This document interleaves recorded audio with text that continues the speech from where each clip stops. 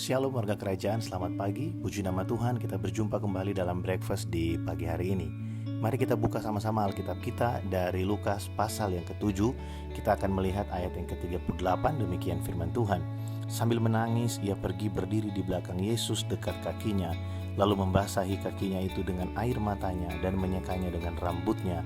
Kemudian ia mencium kakinya dan meminyakinya dengan minyak wangi itu. Bapak Ibu Saudara, kemarin kita sudah merenungkan bersama-sama dari ayat yang ke-37 bagaimana seorang wanita yang terkenal sebagai seorang yang berdosa datang menghampiri Yesus di rumah Simon orang Farisi.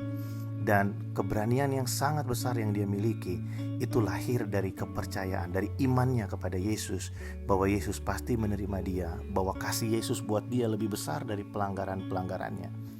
Dia datang untuk menghampiri Yesus, bukan untuk hanya untuk melihat Yesus, tapi dia datang untuk melakukan sesuatu, yaitu menyatakan atau mewujudkan imannya dalam sikap yang menyembah kepada Yesus. Saudara, memang dia tidak menyanyikan pujian, karena kalau kita bicara tentang penyembahan, kita sering kali langsung teringat dengan penyembahan berarti menyanyi, bermazmur. Tapi kali ini dia melakukannya dengan cara yang berbeda. Dia datang kepada Yesus, dia menangis menandakan sebuah penyesalan yang sangat dalam di hadapan Yesus. Kemudian dia menyeka kaki Yesus yang basah dengan air matanya. Dia menyekanya dengan rambutnya. Dan kita tahu bahwa rambut adalah mahkota seorang perempuan. Dia merendahkan diri luar biasa di hadapan Yesus. Itu menandakan bahwa dia percaya betul bahwa kehidupannya itu ada di dalam tangannya Tuhan Yesus sebagai Raja, sebagai yang berkuasa atas kehidupannya. Nah saudara, dia meminyaki kaki Yesus dengan minyak wangi yang mahal. Dia mengorbankan sesuatu dan dia tahu bahwa apa yang sudah dia terima dari Yesus jauh lebih besar, lebih mahal daripada harga minyak yang dia tumpahkan di kaki Yesus. Saudara, ini adalah satu sikap yang luar biasa. Ini adalah perwujudan dari iman. Jadi begini, dia percaya kepada Yesus bahwa Yesus menyelamatkannya, Yesus mengasihi dia. Oleh sebab itu dia mewujudkan imannya itu dengan melakukan sesuatu, yaitu dia bertindak untuk datang menghadap Yesus. Dia tidak menghiraukan pandangan orang terhadap dirinya, karena dia tahu omongan orang itu gak penting. Yang penting bagaimana Yesus melihat dia. Kalau Yesus menerima dia, itu lebih dari cukup buat dia. Karena semua penghakiman manusia itu tidak ada artinya dibanding dengan bagaimana Tuhan melihat kita. Nah saudara, kita belajar di sini bahwa perwujudan iman ini penting untuk kita pelajari, untuk kita lakukan dalam kehidupan kita.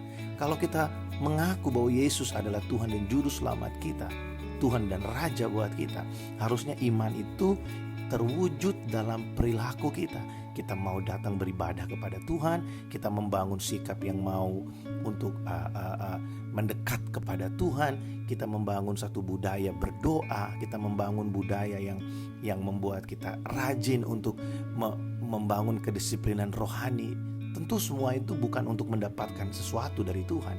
Tentu semua itu adalah wujud dari iman kita kepadanya. Saudara masih ingat dalam kitab Yakobus berkata bahwa iman tanpa perbuatan pada hakikatnya adalah mati. Kita boleh pakai atribut yang rohani, kalung salib, tato salib, ya, tas kita mungkin atau baju kita tulisannya rohani. Tapi kalau kita tidak melakukan sesuatu yang mewujudkan perkataan atau simbol-simbol rohani yang kita pakai itu, maka semua pengakuan itu adalah mati. Saudara, biarlah kita belajar dari wanita ini, bagaimana kita harus mewujudkan, kita belajar mewujudkan apa yang kita percayai. Saya berdoa supaya setiap kita hari ini menjadi pelaku-pelaku firman Tuhan, menjadi orang-orang yang mewujudkan iman kita dalam perbuatan. Puji nama Tuhan. Saya mengajak kita untuk beribadah bersama-sama nanti sore dalam ibadah tengah minggu. Mari persiapkan diri kita untuk mengalami lawatan Allah yang luar biasa melalui ibadah online nanti sore. Mari kita berdoa. Bapa dalam sorga, kami bersyukur buat pagi ini. Terima kasih untuk hadirat-Mu waktu kami sama-sama merenungkan ini. Tuhan, kami mau merendahkan diri di hadapan-Mu. Kami percaya bahwa Engkaulah Tuhan dan Raja buat kami, ya Tuhan Yesus. Dan kami berdoa Tuhan, Mungkin selama ini kami penuh dengan pengakuan tentang Engkau. Di mana-mana kami mengakuinya. Di sosial media kami, dalam status-status kami di sosial media kami mengakui Engkau sebagai Tuhan dan Raja.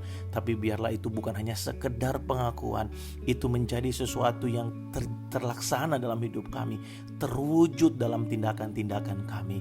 Terima kasih ya Bapa, berkat-Mu bagi setiap kami hari ini. Hamba berdoa biarlah setiap kami umat-Mu dimanapun berada, kami menjadi pelaku-pelaku firman-Mu. Kami menjadi orang-orang yang memanifestasikan pengakuan iman kami ke dalam segala tindakan-tindakan kami.